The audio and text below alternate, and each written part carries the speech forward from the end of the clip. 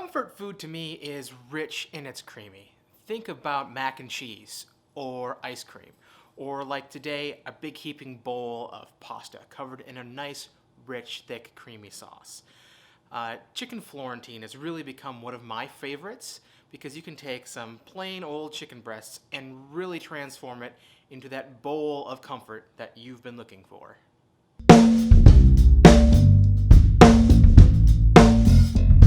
So Florentine is a region in Italy that's known for using spinach in its dishes.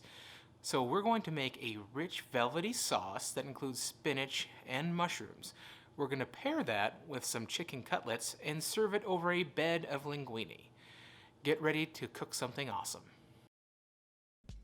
These are the ingredients we'll need for today. We'll need 2 medium to large size chicken breasts. We'll be cutting these in half and forming cutlets. We'll have 10 ounces of mushrooms. Baby bellas or creminis work really well. We have half of this onion we'll be cutting up and dicing. We'll be using minced garlic, about a tablespoon, and 4 cups of baby spinach. For the base of our sauce, we'll be using some chicken stock and half, and we'll use some of this flour over here on the right to thicken up our sauce as needed. For a little extra flavor, we're going to be adding half of the juice of this 1 lemon and some Parmesan cheese, and serve it over the fettuccini. As I mentioned, we're going to cut these chicken breasts in half into cutlets. So I'm going to apply some light pressure over the top and just slice down the center of these as if I'm butterflying them. And then we'll just open it up and turn this into 2 separate pieces.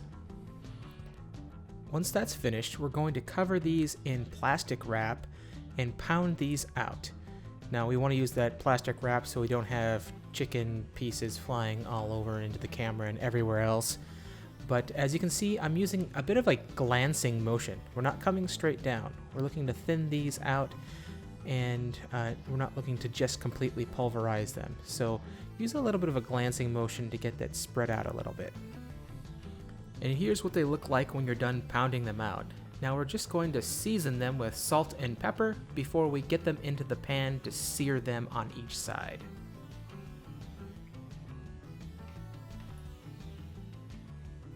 Okay, to start our cooking process, we're going to get the skillet up to temp with a little bit of extra virgin olive oil.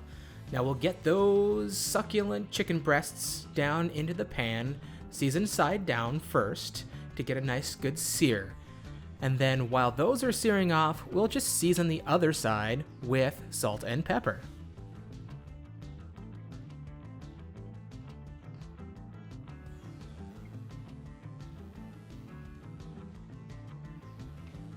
Now we're going to use our handy dandy spatula to flip these chicken breasts over and get a sear on the other side. And they're still a little pale. I was a little quick on the gun here. As you can see, I'm having a little hard time scraping them up. They kind of naturally release when they've got a good sear in the bottom. Once both sides have been seared, we're just going to remove them to a plate while we prepare our sauce.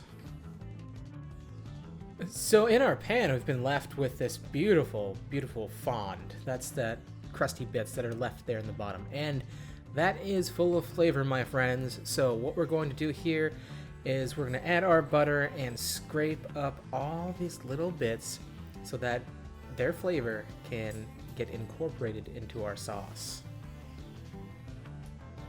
Next, we need to get our onions, our garlic, and our mushrooms into the pan, and we're going to get them cooked up with this butter and this fond before we add the liquid ingredients to our sauce.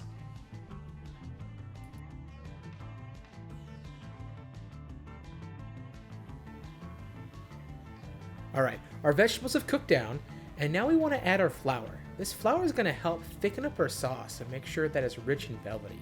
So what we need to do is just pour it over the top, mix it in thoroughly, and then cook the rawness out of the flour so that when we add the liquid ingredients, it doesn't have any lumps.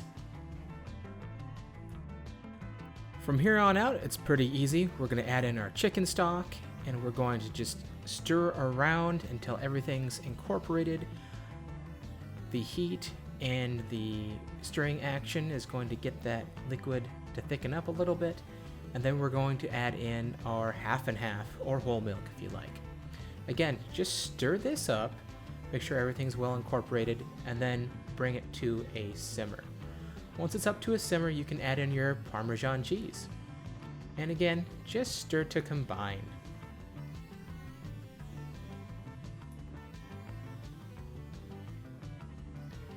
Once it's had a minute or two to simmer, we'll add in our spinach. Just throw in the handfuls of spinach and incorporate it into the sauce. It looks like a lot, but these leaves will just wilt down into the sauce. Then we'll place our chicken back into the pan, and we'll simmer everything for a few minutes while we get our pasta cooked.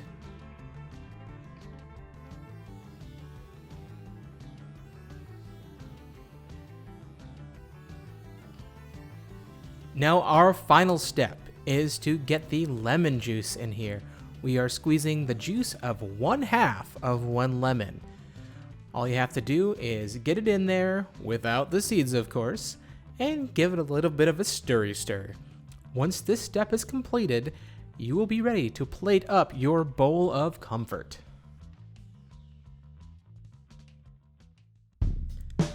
Our last step here is, of course, just to garnish with a little extra grated Parmesan cheese. And if you like, you can throw a little fresh flat leaf parsley on top as well. Now, the reason I really love chicken Florentine is I'm a big fan of chicken alfredo, but alfredo is so heavy. It's definitely comfort food, but it's basically all butter and cream. So this is a creamy, flavorful alternative which isn't so heavy and full of fat. Hey friends, if you've learned something new, please like and subscribe.